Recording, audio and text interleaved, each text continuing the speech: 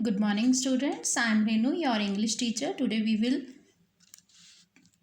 do chapter number 3, The Midnight Visitor by Robert Arthur. आज हम chapter number 3 करेंगे, the midnight visitor, आधी रात को आने वाला दर्शक। इंट्रोडक्शन। बच्चों, सबसे पहले इस चैप्टर में जो 3 किरदार हैं मैं उनके बारे में आपको बता दूं।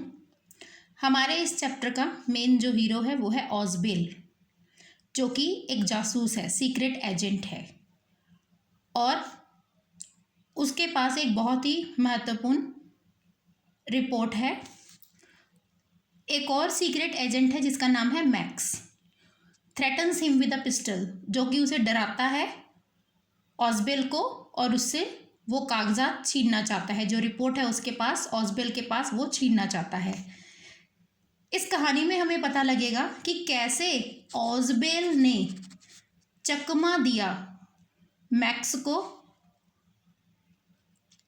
अपने आप से अलग अलग कहानियां बनाकर, कन्विंसिंग, उसको विश्वास दिलाकर, नई नई कहानियां बनाकर किस तरह से ऑज़बेल ने मैक्स को आउटविट किया, चकमा दिया, धोखा दिया।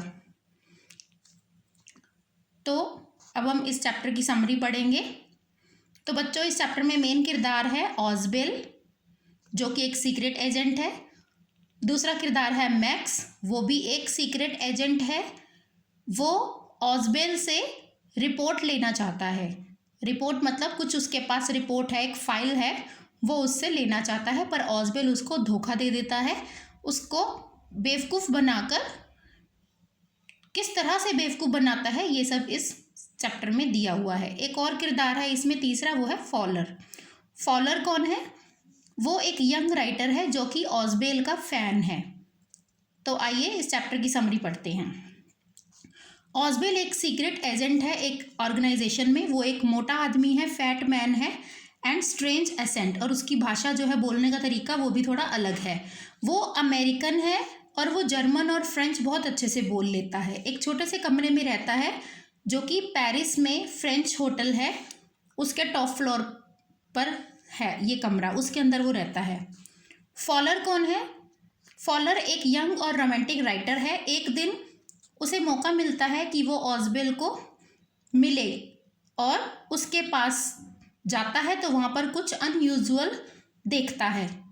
वो एक जासूस है ऑज़बेल, जो कि खतरों से खेलना उसका काम है। हालांकि जो फॉलर है वो निराश हो जाता है ऑज़बेल को देखकर, क्योंकि ऑज़बेल का हुलिया जो है वो एक जासूस की तरह बिल्कुल भी नहीं दिखता।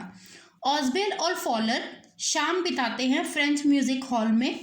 फॉलर बोर हो जाता है। ऑज़बेल उसे बताता है कि उसे एक बहुत ही इम्पॉर्टेंट कागजात मिलने वाला है, और जो कागजात उसे मिलेगा उससे पक्का इतिहास पर असर पड़ेगा, और इस कागज़ ने कई इंसानों को, कई मैन और वुमेन को अपनी लाइफ से जान जोखिम में डालनी पड़ी है इस कागज़ को हासिल करने के लिए।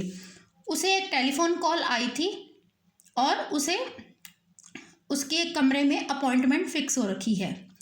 ऑज़बेल जैसे ही कमरे में जाता है, दरवाज़ा बंद करता है, लाइट ऑन करता है, वहाँ उसे एक इंसान दिखता है जिसके हाथ में बंदूक है, बिल्कुल उसके सामने खड़ा हुआ है। फॉलर जो है वो डर जाता है, क्योंकि फॉलर जो है वो ऑज़बेल के साथ आया था।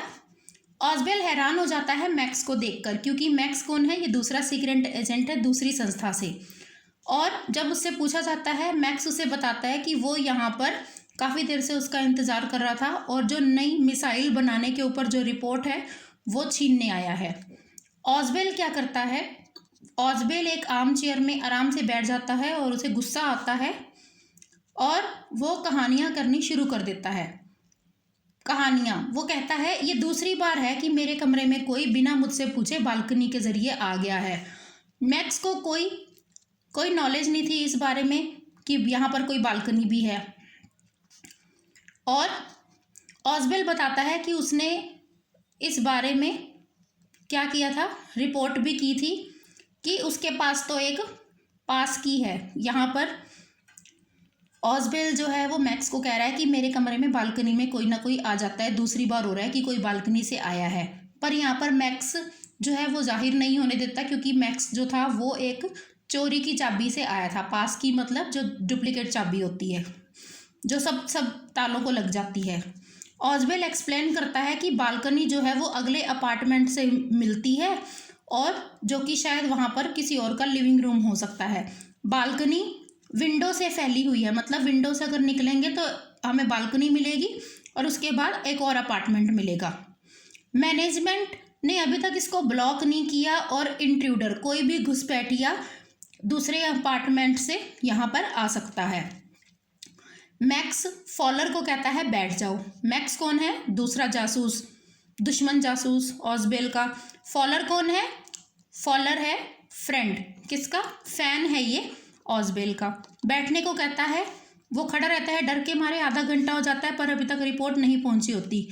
ऑजबेल जो है उसे लगता है कि अब मेरी रिपोर्ट जैसे ही आएगी मैक्स छीन लेगा। तभी क्या होता है, वहाँ पर दरवाजे पर कोई नॉक करता है। फॉलर फटाफट से उठता है, ऑजबेल उसे रोकता है एक और कहानी बनाकर। मैक्स को क्या कहता है, लगता है पुलिस आ गई होगी, क्योंकि मैंने उसे बोला था कि मेरे पास बहुत इंपॉर्टेंट पेपर है और मुझे सिक्योरिटी चाहिए। ऑजबेल मैक्स को कहता है कि पुलिस कमरे में आएगी और अगर नहीं आई तो वो शूट कर देगी, तोड़ देगी दरवाज़ा, अगर हम दरवाज़ा नहीं खोलेंगे तो। मैक्स जो होता है वो नर्वस हो जाता है, मैक्स परेशान हो जाता है और इधर उधर देखना शुरू कर देता है। उसे खिड़की नज़र आती है, वो खिड़की को खोलता है और वहाँ पर बैठता है, और तभी एकदम से दरवाज़ा लगता है कि खुल ही गया। अपने आप को बचाने के लिए वो बालकनी में कूदता है, क्योंकि ऑजबेल ने उसे बताया था कि बालकनी में जाकर तुम इंतज़ार कर लेना। He would shoot and take his chance if Ozbel did not send the police away. जब तक मैं पुलिस को बाहर नहीं भेजता तब तक तुम वहाँ मेरी वेट कर लेना। जो नॉकिंग होती है दरवाजे पर, जो खटखटाहट होती है वो और तेज़ हो जाती है, और कोई ऑजबेल का नाम ले रहा होता है बार बार। मैक्स जो है वो बालकनी से नीचे गिर जाता है, बहुत तेज चीखता है और मर जाता है। वेटर कमरे के बाहर खड़ा हुआ था, बॉटल और 2 ग्लास लेकर ट्रे में, क्योंकि ऑजबेल ने ड्रिंक ऑर्डर की थी। फॉलर जो है वो हैरान हो जाता है। ऑजबेल उसे एक्सप्लेन करता है कि वो वेटर का इंतज़ार कर रहा था, ना कि पुलिस का। फॉलर डर जाता है कि मैक्स जो है वो पक्का उसे मार देता अगर वो बालकनी में नहीं होता तो। ऑजबेल उसे विश्वास दिलाता है कि वो नहीं मार सकता, क्योंकि अब वो वापस कभी नहीं आएगा, क्योंकि वहाँ पर कोई बालकनी थी ही नहीं।